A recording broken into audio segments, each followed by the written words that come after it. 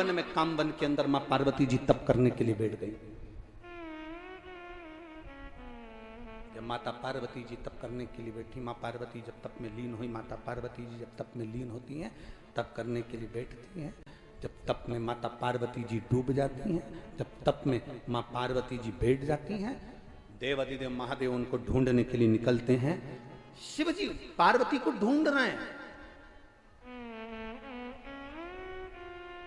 माता पार्वती जी को शंकर भगवान ढूंढ रहे हैं।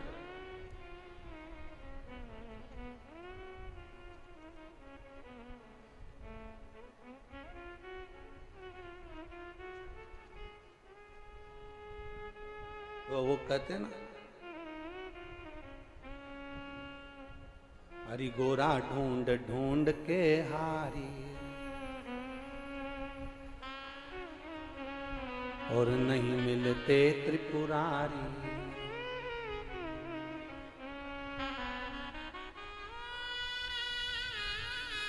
फिर कामवन आए त्रिपुरारी। अब भगवान शिव पार्वती जी तप में कामवन में बैठी, काम्य वन में तप में लीन हो गई। शिव जी ढूंढ रहे हैं उनको। पहली बार शंकर भगवान पार्वती जी को ढूंढने के लिए निकले और कामवन की पवित्र भूमि पर ब्रज की रज में मेरे बाबा पहुंचे। मां जगत जननी को ढूंढते ढूंढते तो क्या देखते हैं कि माता तप साधना में लीन है, समाधि में लीन है। मां तप में डूबी हुई है, समाधि में डूबी हुई है, तप साधना में डूबी हुई है। मां तप साधना में लीन बैठी हुई है। मां ढूंढने के लिए निकली। शिव जी ने देखा पार्वती को, पूछा क्या कर रही हो? पार्वती जी बोली, प्रभु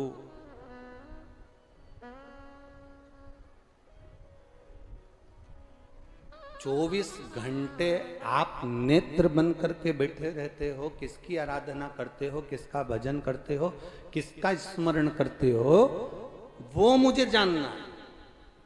इसलिए मैं इस काम वन में आई हूं।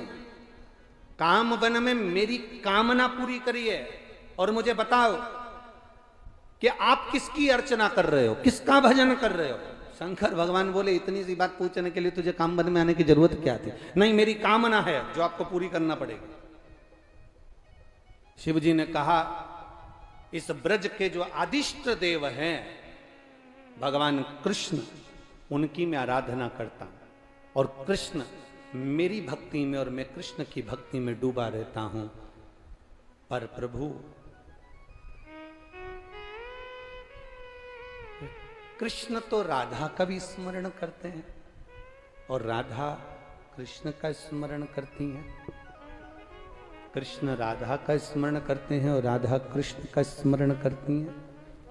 मुझे केवल इतना सा जानना है कि वो राधा तत्व है क्या? वो राधा है क्या? अब जरा ध्यान देना, दुनिया के लोग कहते हैं शंकर नशा करते हैं, शिव नशे में डूबे रहते हैं, शंकर भांग का नशा, गांजे का नशा करते हैं। दुनिया के लोग भ्रम में जी रहे हैं। भगवान शंकर जैसे ही पार्वती जी ने पूछा कि राधा तत्व क्या है, राधा नाम क्या है, राधा संबोधन क्या है,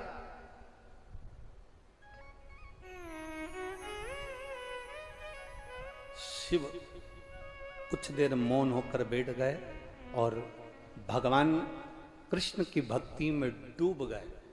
फिर पार्वती जी ने स्पर्श कर शंकर भगवान को हिलाया। मैं आपसे पूछ रही हूं, राधा है कौन? राधा तत्व क्या है? राधा संबोधन क्या है? तब भगवान शंकर कहते हैं, राधा का गुणगान तो शंकर कहते हैं मैं नहीं कर सकता। तो तुम नहीं कर सकते तो फिर कौन करेगा?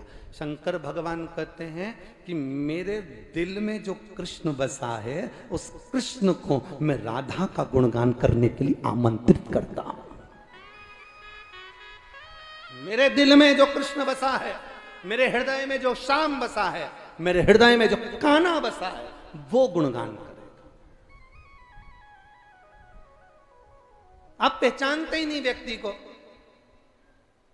और किसी ने कह दिया वो व्यक्ति तो ऐसा है, किसी ने कह दिया किसी को तुम जानते तक नहीं, पहचानते तक नहीं, और किसी ने कह दिया अरे वो उनसे मत मिलना, बहुत बेकार व्यक्ति है, बहुत बेकार, बहुत बेकार। अब किसी ने तुमसे कह दिया, तुमने उसको बेकार मान लिया, और किसी ने तुमसे कह दिया वो व्यक्ति अच्छा है तो तुमने अच्छा मान लिया। अरे जब तक उससे मिलो नहीं तब तक निर्णय पर मत पहुंचना कि वो बेकार है कि वो अच्छा है। एक बार मिलकर जरूर देखना कि वो अच्छा है कि बुरा है।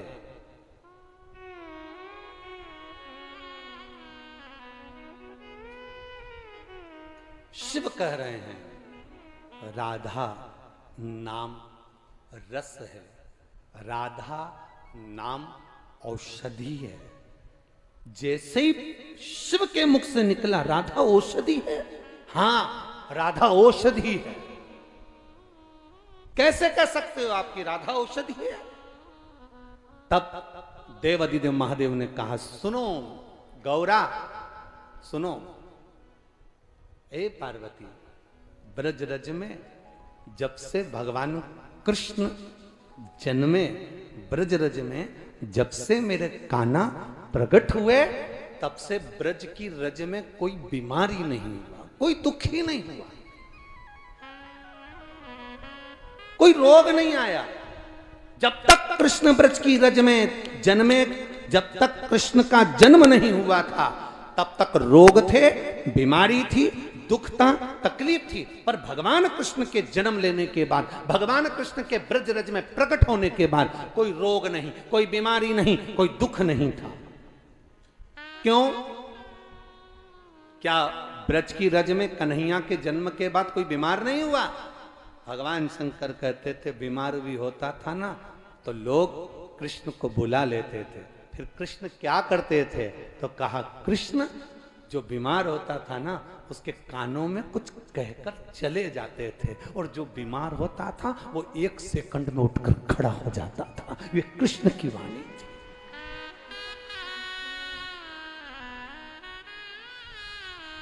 कृष्ण की वाणी। काम बन के कामेश्वर महादेव मां पार्वती जी को व्याख्यान कर रहे हैं राधा का। औषधि राधा, राधा वो औषधि है जिसको पहचान गए तो जीवन का सुख पा गए। राधा वो औषधि है।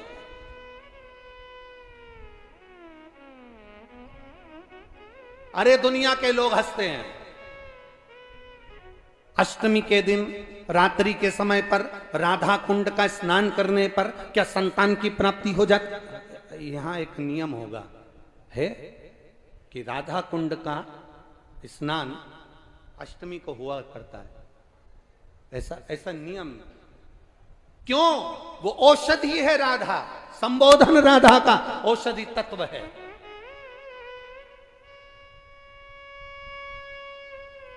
भगवान ने कहा ऐसा होता है? पार्वती जी बोली ऐसा होता है? हाँ। एक लीला सुनाई भगवान शंकर ने। एक ब्रज में बूढ़ी माँ रहती थी, बुजुर्ग थी, वो बुजुर्ग थी, बूढ़ी थी। गांव में कोई भी महिला बीमार पड़ी, कोई बच्चा बीमार पड़ा, कोई पुरुष बीमार पड़ा तो इस बूढ़ी माँ को बुलाते थे। ये बूढ़ी माँ उसका इलाज कर देती थी। इसकी बहुत सत्ता थी। पूरे ब्रज में इस बूढ़ी माँ को लोग पूछते थे। बूढ़ी माँ आई और हाथ फेरा, ठीक कर दिया। बूढ़ी माँ का बड़ा वर्चस्व था। पर बूढ़ी माँ की सत्ता भी कब तक चली? जब तक कृष्ण का जन्म नहीं हुआ, भगवान कृष्ण प्रकट नहीं हुए। इसके बाद जब भगवान कृष्ण प्रकट हो गए, भगवान कृष्ण का जन्म हो गया, उसके बाद बूढ़ी मां की सत्ता भी नहीं चली। और सावधानी से सुनना रे ब्रजवासियों, कई लोग कह देते हैं ब्रज में रहने वाले को डरने की जरूरत नहीं। ब्रज में रहने वाला कभी मुख से यह मत कहना कि किसी ने तुम्हारे ऊपर टोना कर दिया। ब्रज में रहने वाला कभी मत कहना कि तुम्हारे ऊपर किसी ने चौकी बिठा दी। ब्रज में रहने वाला कभी मत कहना कि तुम्हारे ऊपर किसी ने टोना करा, कि टोटका करा, कि किसी ने नींबू पटका, कि किसी ने मिर्ची पटकी, कि किसी ने जादू करा, कि तंत्र विद्या करी, कि मंत्र विद्या करी। ब्रज की रज में कृष्ण और राधा बसते हैं, इसलिए इस रज पर न टोना होता है न टोटका होता है।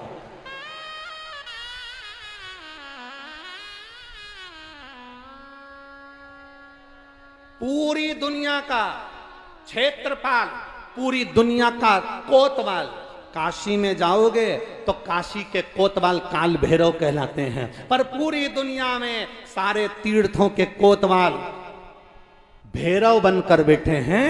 केवल ब्रज 84 कोस ऐसा है जहां का कोतवाल महादेव बनकर बैठा है। भूतेश्वर, चकलेश्वर, कामेश्वर ये स्वयं कोतवाल बनकर बैठे हैं। केवल एक ब्रज की रज ऐसी है जहां का कोतवाल शिव है,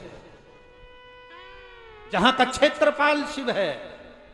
नहीं तो काशी के क्षेत्रपाल और कोतवाल भी काल भैरव है। उज्जैनी के क्षेत्रपाल स्वयं भैरव हैं। सारी दुनिया के जितने तीर्थ हैं, हरिद्वार, प्रयागराज, सबके कोतवाल भैरव कहलाते हैं। पर केवल एक ब्रज की रज ऐसी है जहां का कोतवाल स्वयं भूतेश्वर, चकलेश्वर, कामेश्वर, अशेश्वर भगवान शिव कहलाते हैं। यहां का कोतवाल क्षेत्रपाल मेरा शंकर है, मेरा शिव है। दुनिया में लोग मरते हैं उसका हिसाब भैरव को देना पड़ता है, और ब्रज में जो मरता है उसका हिसाब शंकर को देना पड़ता है, शिव को देना पड़ता है।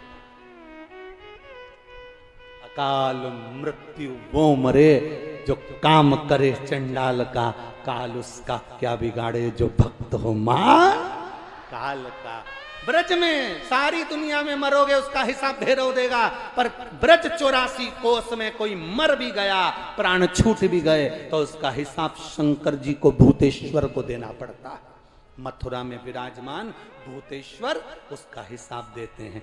गोवर्धन परिक्रमा में चलते चलते ब्रजरज में कोई चले गया तो चकलेश्वर हिसाब देते हैं। वन क्षेत्र में कोई मर गया तो कामेश्वर, अश्वेश्वर हिसाब देते हैं। जी ये हिसाब देने के लिए बैठे हैं कि इनका हिसाब देना पड़ेगा।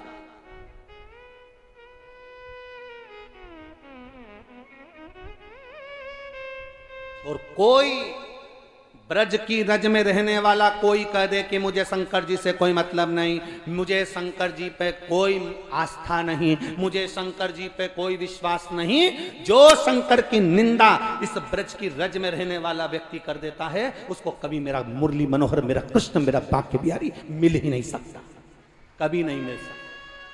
वो जिंदगी भर जपता रहे, भले जिंदगी भर कितनी माला जप ले तो मेरा कृष्ण और राधा नहीं मिल सकते अगर उसने शंकर का गुणगान नहीं किया तो, शिव का स्मरण नहीं किया तो। जप ले। सुनो पार्वती, गांव में एक बूढ़ी मां रहती है, सबको ठीक कर देती, पर जब से कृष्ण प्रगटे, जब से भगवान कृष्ण का जन्म हुआ, तब से बूढ़ी मां की सत्ता चली गई। बूढ़ी मां को लोग पूछते ही नहीं। क्यों? कोई बीमार पड़ता है तो कृष्ण को बुला के ले आते हैं, वो उसके कानों में कहता है, वो अच्छा से जाता है।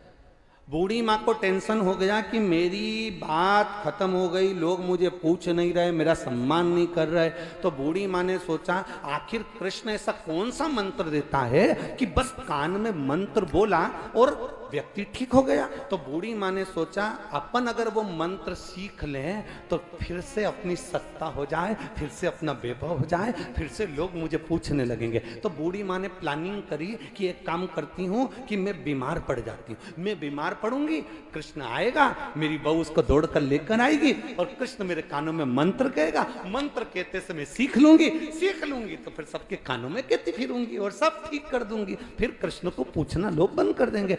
आज बूढ़ी माँ चलते चलते डंडा पकड़कर चल रही थी, चक्कर खा के नीचे गिर गई। नीचे गिरी, इतने में बहू दौड़ कर गई और कृष्ण के पास जाकर कहा, अरे कानोड़ा, अरे कन्हैया, कन्हैया, ओ कन्हैया। कन्हैया बोले, क्या बात है काकी, क्या हो गया? मेरी सास चक्कर खा के नीचे गिर गई, उसको ना जाने क्या हो गया। कृष्ण जल्दी चल, मेरी काकी के, मेरी सास के कान में जल्दी से मंत्र दे दे। इतने में कृष्ण उठे नहीं, वहीं पर बैठे थे और कमर हिलाने लगे कृष्ण, दोनों हाथ रखकर। इतने में गोपी ने कहा, कृष्ण तू कब से निष्ठुर हो गया रे? तू तो दया करता है, करुणा करता है, दया सागर है तू, करुणा सागर है कृष्ण तू, सबकी बीमारी ठीक करता है। मेरी सास बूढ़ी, उसकी बीमारी क्यों नहीं ठीक करता? चल उठ के जल्दी से मेरे साथ। भगवान कृष्ण उठकर बोले, देख कर गोपी देख, मैं ना जितनी भी जुबान गोपियां हैं, जितनी भी जवान गोपियां हैं, उनके कानों में मंत्र देता हूं, उनको ठीक कर देता हूं, पर बूढ़ियाओं के कान में मंत्र नहीं देता। ये बुढ़ियों के कान में मैं मंत्र नहीं देता। तो फिर बुढ़ियाओं को ठीक कौन करेगा? भगवान कृष्ण कहने लगे चिंता मत कर, मेरी मैया यशोदा ने मेरे हाथ में एक डंडा दिया है गाय चराने का, बस 21 बार डंडे को जम के मारता हूं और बुढ़िया ठीक हो जाती है।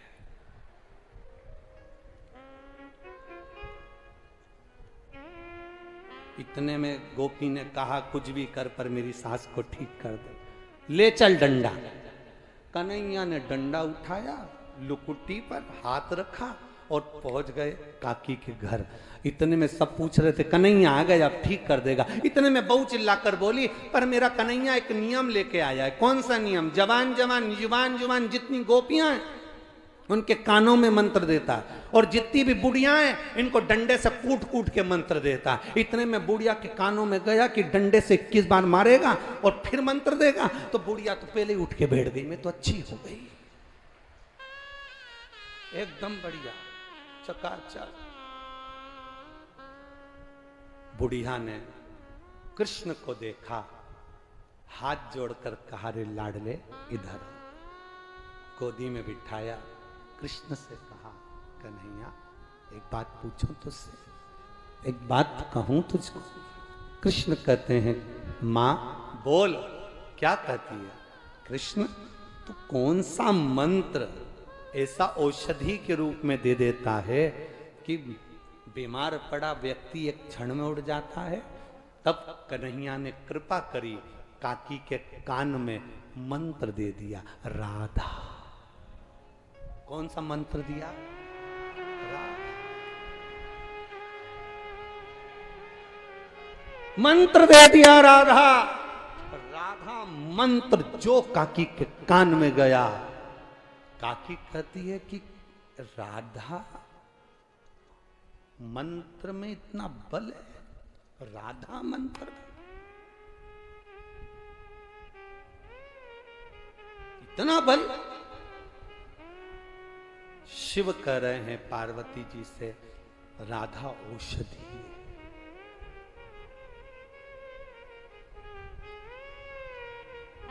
राधा राधा नाम रटत है जो नर आठो याम, उनकी बांधा दूर करे श्री राधे जू को नाम। राधा नाम में सफल जिंदगानी लागे, जिंदगानी लागे मने प्यारो प्यारो यमुना जीरो पानी लागे। ये प्रियता है राधा संबोधन, प्रियता। औषधि है राधा, अमृत है राधा। और क्या कह रहे हैं भगवान शंकर? तुम पूछती हो मैं नशा किसका करता हूं। शंकर कहते हैं दिल में कृष्ण बसे हैं, कृष्ण के दिल में राधा बसी है। राधा कृष्ण जब दिल में बैठ जाते हैं तो व्यक्ति की शुद्ध तो वैसे ही चली जाती है, वो राधे राधे का